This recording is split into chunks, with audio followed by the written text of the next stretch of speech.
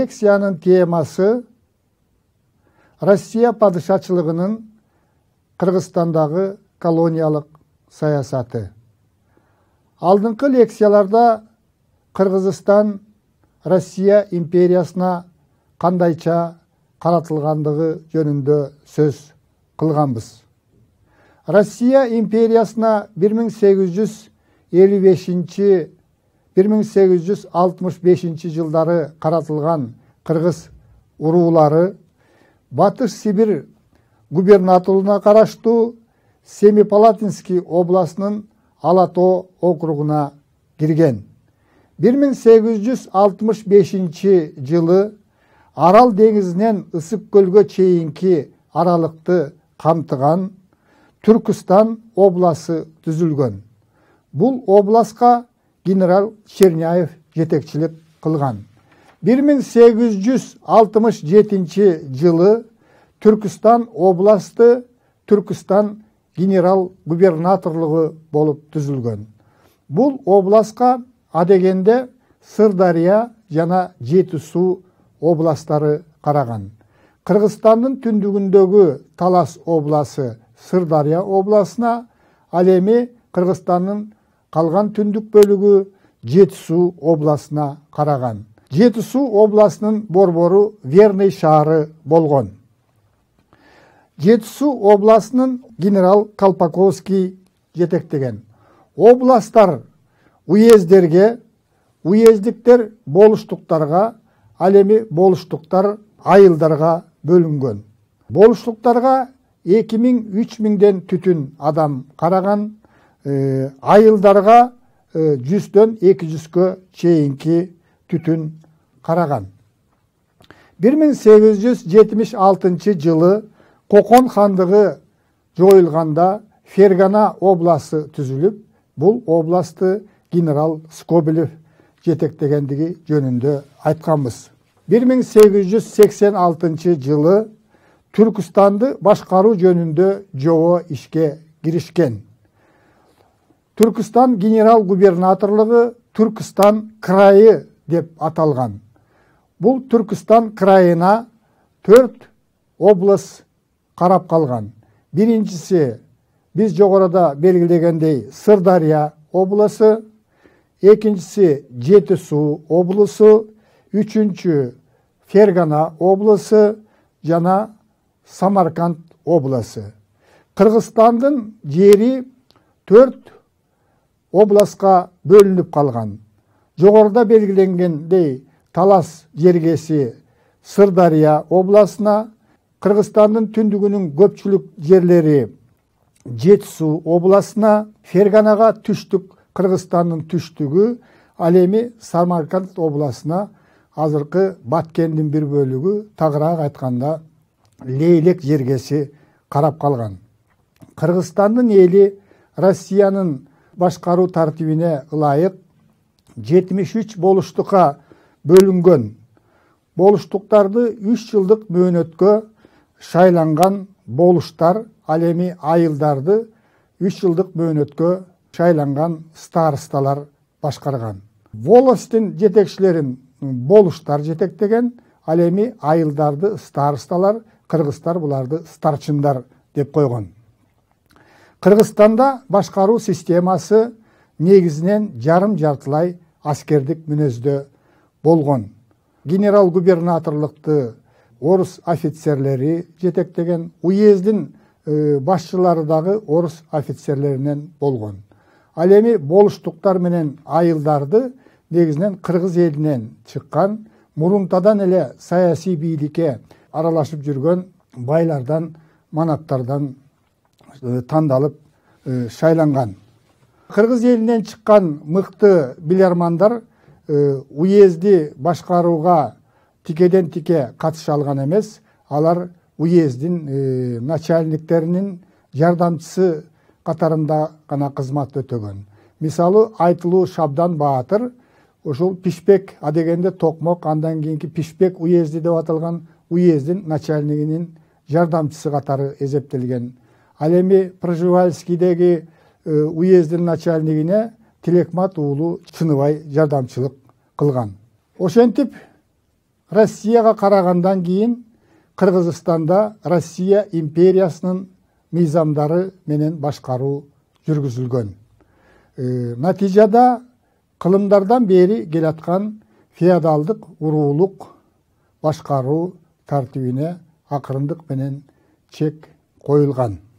Айрым учурларда гана Кыргызстандын элинин мүдөөсүн чечүү үчүн, талаш тартыштарды чечүү үчүн 2 жылда бир болуучу жыйын, аны кыргыздар топ деп койгон, уездин башкаруучуларынын көзөмөлү аркылуу 2 жылда бир жолу Чүй жергесинде же көл кылаасында өтүп, кыргыздарга тиешелүү айрым талаш тартыш маселелер мурдатадан келаткан каада салтка, адатка ылайык чечилип келген. Тарихи маалыматтар боюнча мындай топторду Чүйдөн Шабдан Баатыр, Көлдөн Чыныбай, Тилекмат уулу жетектеп тургандыгы жөнүндө маалыматтар бар. Болуштар менен старчындар биз жогоруда белгилегендей негизинен 3 жылга падыша өкмөтүнө ак кызмат өтөөгө жарактуу деген адамдардын арасынан мурдагы манаптардын, байлардын, даткалардын, бийлердин арасынан тандалып 3 жылга шайланган, старчындар деле ошондой тартип менен шайланган. Кийинчерээк орус падыша өкмөтү өзүнө ылайыктуу адамдарды шайлоо өткөрбөстөн эле дайындап коюу укугуна дагы ээ болгон. Негизинен башкаруу орус администрациясынын, Россия империясынын кызыкчылыгы үчүн жүргүзүлгөн. Башкарууда жергиликтүү элдердин таламдары анчалык эске алынган эмес.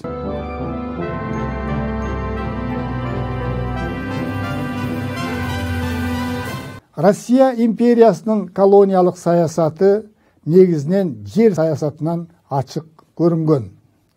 Россия мурунтадан эле Орто Азияны, анын ичинен Кыргызстанды басып алууда негизги максаты Россиянын борбордук бөлүгүнө батпай келаткан, нааразычылыгы күчөп аткан дыйкандарды чет жерлерге, жаңыдан өзүнө кошуп алган Орто Азияга, анын ичинен Кыргызстанга көчүрүү максатын көздөгөн.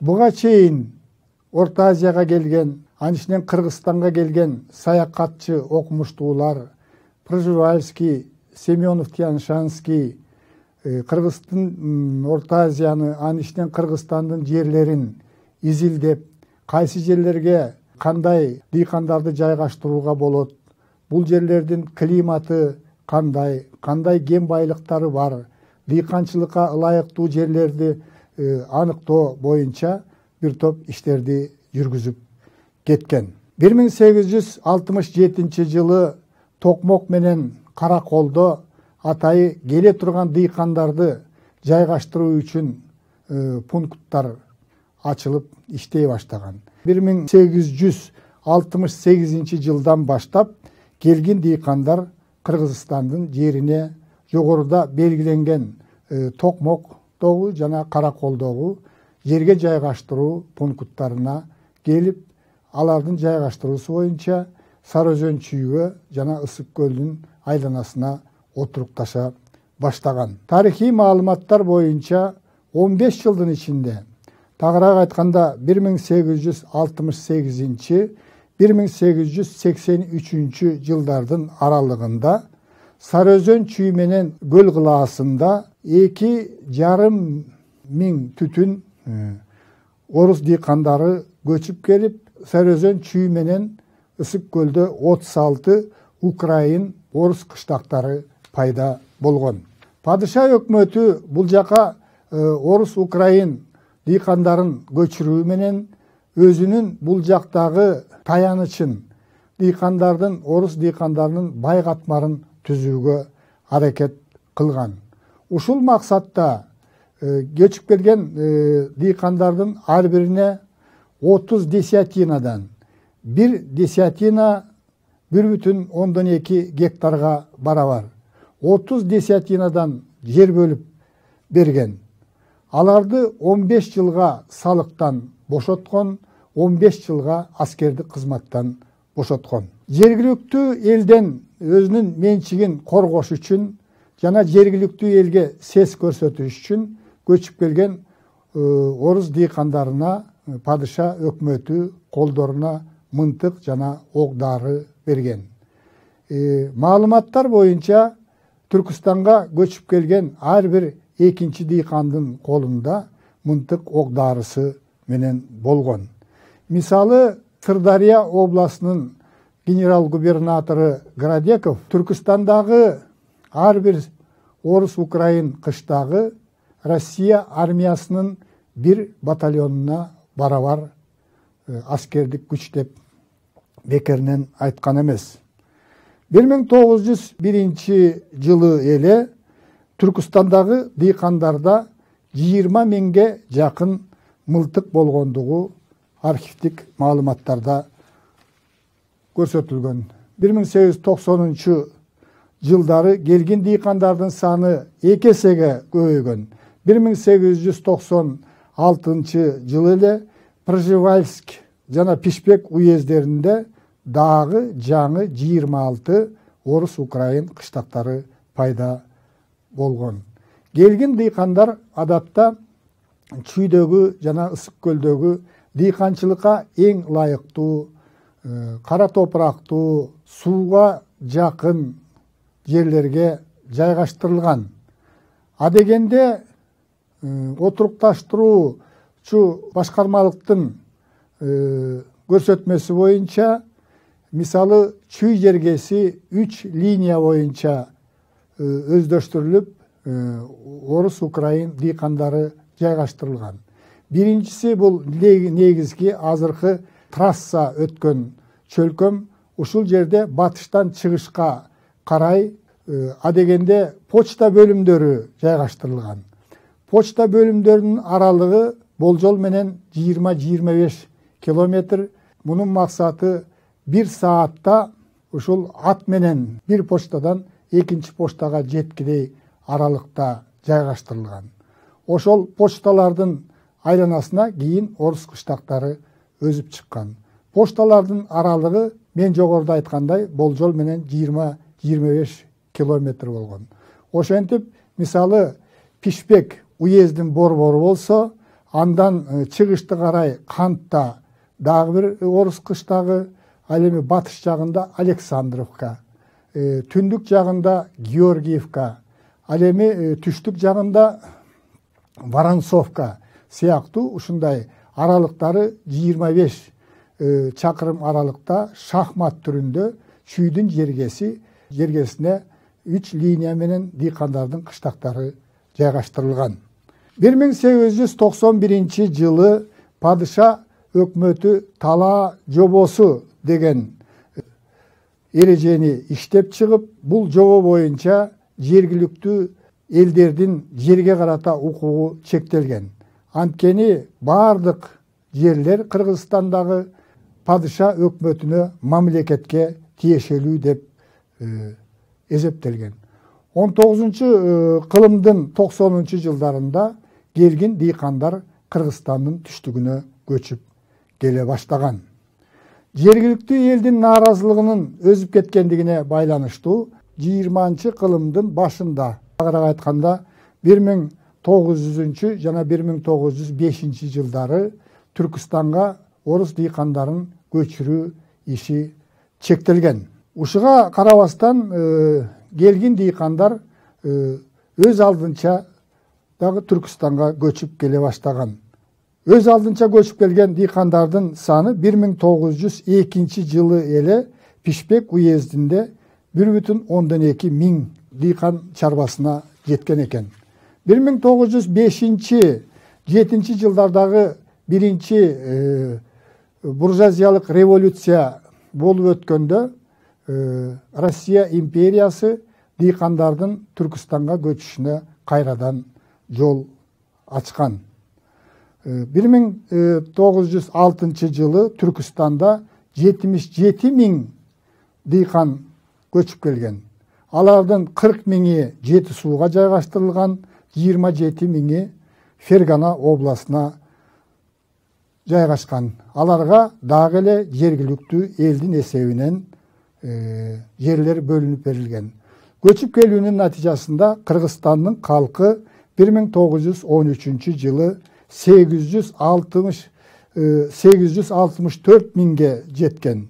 1865 жылга салыштырмалуу Кыргызстандын калкы 30%ке өскөн. Орус дыйкандары менен катар эле дуңгандар, Чыгыш Түркүстандан уйгурлар көчүп келип кыргыздардын жерлерине жайгашкан. 1916 жылы Түркүстандын калкынын 6% түскөн орус украин дыйкандары дыйканчылыкка ылайыктуу жерлердин 60%-ин ээлеп калган. Ал эми калктын 94%-ин түзгөн жергиликтүү калкка айдоо аянттарынын 40%-и гана туура келген. Падышачылыктын колониялык саясаты салык саясатында дагы ачык көрүнгөн. Салыктын түрлөрү жыл сайын өзүп отурган. Ар бир түтүн адегенде 2 сом 75 тыйындан акча төлөсө, кийинчерээк мунун төлөмү 15 сомго чейин көтөрүлүп кеткен. Ал кезде бул өтө чоң акча болгон. 1 сом 1 рубльге 1 кой келип турган. Ошентип Кыргызстан жергеси Россиянын колониялык объектисине айланып, колониялык эзүү күч алган. Калыстык үчүн белгилей кете турган нерсе прогрессивдүү өзгөрүүлөр дагы болгон. Кыргызстандагы феодалдык башкаруу тартиби жоюлган, жер иштетүүгө жаңы технологиялар киргизилген, сугат жерлери кеңейтилген, каналдар курулган, жерлерди соко менен айдоо тартиби кирген, отурукташкан кыштактар пайда болгон. Кыргыз жеринде негизинен Токмок, Бишкек, Пржевальский өңдүү шаарлар пайда болгон. Эң жөнөкөй болсо дагы өнөр жайдын элементтери пайда болгон. Нефть, көмүр кендерин изилдөө иши жакшырган. Аз болсо дагы кенди казып алуу иши жолго коюлган. 1913 жылы Кыргызстанда 30-тан ашык завод фабрика тибиндеги ишканалар иштей баштаган.